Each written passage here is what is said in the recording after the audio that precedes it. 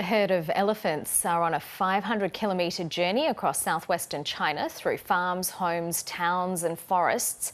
Chinese state television has launched a 24-hour live feed of the animals, captivating the nation, as some residents in the elephant's path have been evacuated. Dr. Tammy Matson is a wildlife conservationist who specialises in elephants, and she joins me now from Cairns. Tammy Matson, thank you so much for your time. Why the trek? Where are these elephants headed?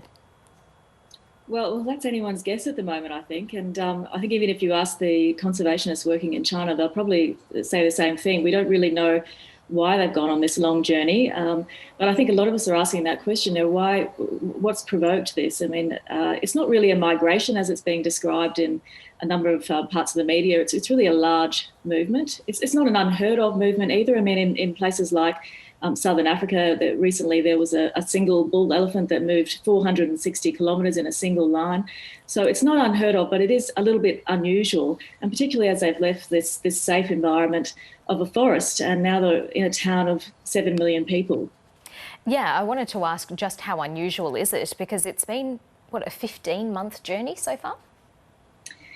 I don't know the specifics around that, but it's unusual because they've gone quite a long way, but also because they're coming into contact with humans constantly, and it's unusual and it's not unusual. I mean, this is Asia, where elephants are highly under threat. They're an endangered species, the Asian elephant. They have extreme difficulties with the loss of habitat, the fragmentation of their habitat, and elephants are being pushed into these smaller and smaller areas surrounded by agricultural areas, by villages, and now cities. So in some ways it's not such a big surprise, and we're seeing more and more of this human-elephant conflict happening as a result. Yeah, these are some densely populated areas that the elephants are travelling through. What do you make of the measures put in place to protect the animals? Well, I think, the Chinese government's gone some ways. They have protected elephants. You're not allowed to hunt elephants in China. The population, I believe, has grown slightly, but there's still only 300 elephants, and they're only found in a tiny part of southern China in Yunnan province, which is bordering Myanmar, and I think that, and Laos, as well. And I think that's the biggest worry. We want to see these populations grow, but at the same time, where are they going to live with growing human populations? And that's really, it highlights this bigger problem across Asia, where elephants and people are coming into close contact all the time. And that's simply because they're losing so much of their habitat. And that's a problem not just for elephants. I mean, they're a flagship species for so many other animals and plants that are in the same environment.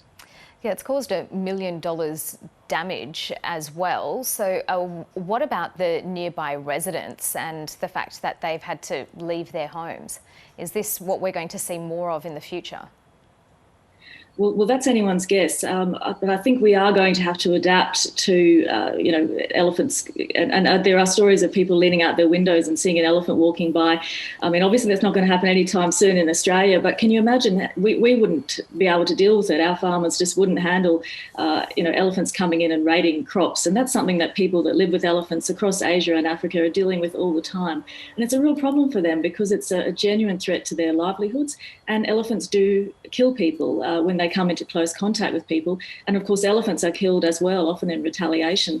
In places like India, it's not uncommon to hear of elephants being electrocuted, in low-hanging power lines, being poisoned, in retaliatory killings for the deaths of humans. So it's really tough being an elephant in Asia, particularly today, and also in Africa.